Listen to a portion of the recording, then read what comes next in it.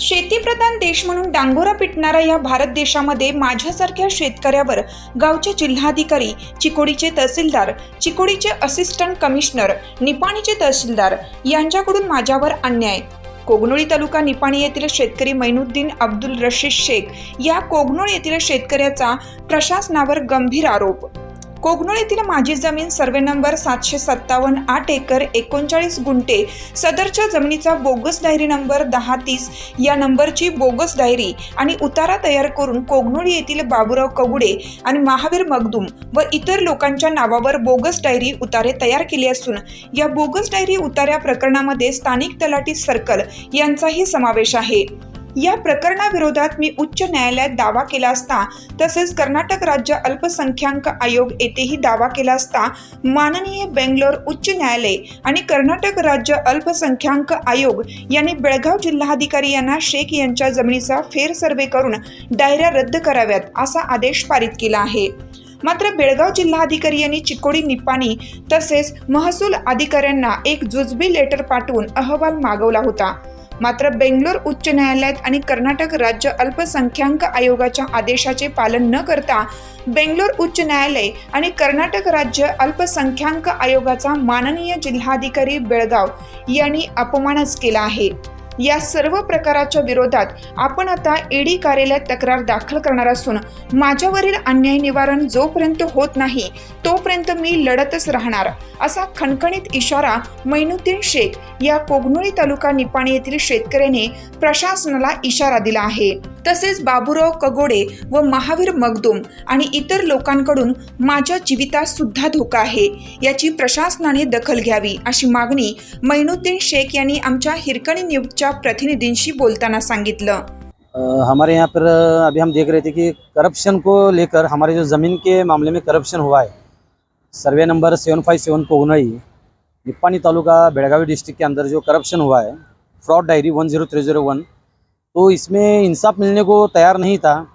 इसके लिए हमने कर्नाटक राज्य अल्पसंख्यक आयोग में गुहार लगाई थी.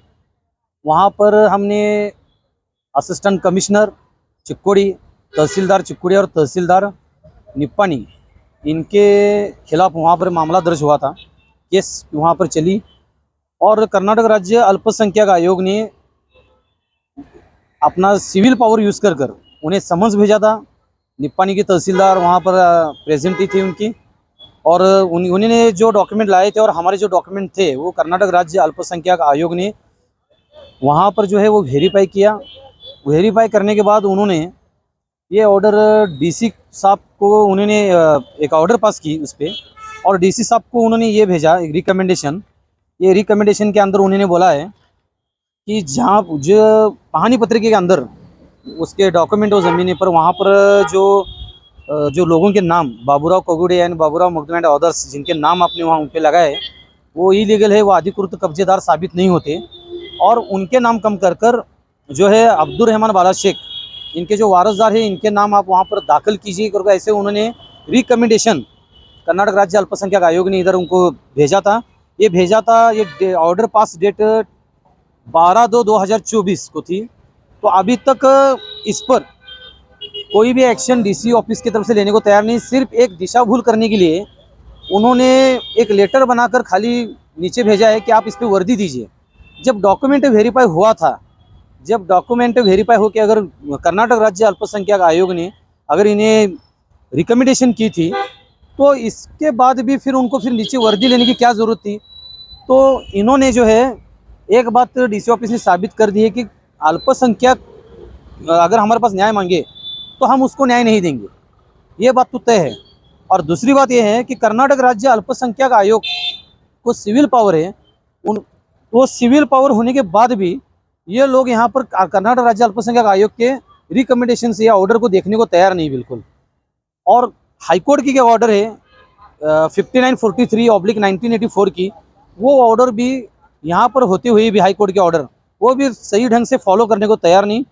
मुझे लगता है कि इन पे कंटेंट ऑफ कोर्ट के अंदर इन पे केस चलना चाहिए। बल्कि मैं ये कहता हूँ कि जो भ्रष्ट अधिकारी है, जो भ्रष्ट ऑफिसर्स है रेवेन्यू डिपार्टमेंट के अंदर, और रेवेन्यू मिनिस्ट्री के अंडर ही ईडी डिपार्टमेंट आता है, डायरेक्टर ऑफ इन्वेस्टमेंट जो ईडी डिपार्टमेंट आता है, तो जल्द से जल्द मैं ईडी को भी इसके बारे में, ये पूरे डॉक्यूमेंट जो करप्शन जो डॉक्यूमेंट्स है मैटर के, वो ईडी को भी हम दे देंगे ताकि भ्रष्ट अधिकारी को वो भी ढूंढे और उनके माल मत्ता की चौकसी करे, इंक्वायरी करे और उन पे जो है वो कानून प्रक्रिया कार्रवाई होना चाहिए। आज डीसी ऑफिस के पास मैंने अभी उनको डीसी के यहाँ पर एक और रीजनल कमीशन को एक लेटर दिया है और इसके अंदर उनको बोला है कि अगर आप हमारा डीसी को लेटर दिया है और उसकी कॉपी टू रीजनल कमीशन को किया है कि अगर आपने 15 दिन के अंदर जो भी है आप जल्द से जल्द अगर हमारा पाहनी पत्र के नाम अगर आप नहीं लगाएंगे तो कानूनी प्रक्रिया जो भी कार्रवाई आप पे हो सकेगी हम वो करेंगे और करप्टर ऑफिसर्स को हम नहीं छोड़ेंगे। और ये तो बात साबित है कि डीसी ऑफिस जो है वो अल्पसंख्यक लोगों पर अत्याचार कर रही है, अल्पसंख्यक किसानों पर अत्याचार कर रही है, ये तो बात साबित होती है। और कर्नाटक राज्य अल्पसंख्यक आयोग को दुय्यम दर्जा दिखाकर ये ऑर्डर दुय्यम दर्जा दिखाकर उन्होंने दिखा दिया कि आयोग सिर्फ किताबों में होता है, हमारे पास नहीं होता है, हम जो चलाएंगे वो कानून होता है, ऐसा मुझे लगता है।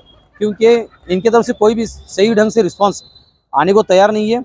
मैं चाहता हूं कि किसी भी हर हाल के अंदर ये डीसी साहब ध्यान दे और ये ऑर्डर जो जितनी हो सके जल्दी उन लोगों के नाम कम करवाकर हमारे नाम वहाँ पर दाखिल करें। हम लीगल है, इलीगल बिल्कुल नहीं है। और करप्टर ऑफिसर्स है उनका तलाश ईडी डिपार्टमेंट करे, क्योंकि रेवेन्यू मिनिस्टर अंडर में ईडी आती है और रेवेन्यू मिनिस्टर के अंडर में रेवेन्यू डिपार्टमेंट चलता है। तो मेरी यही आपसे गुजारिश है डीसी साहब से कि जल्द से जल्द काम करें और जो इसके अंदर दोषी है जो कानूनी उन पे कार्रवाई होना चाहिए। Bureau report Hirkani news Karnataka.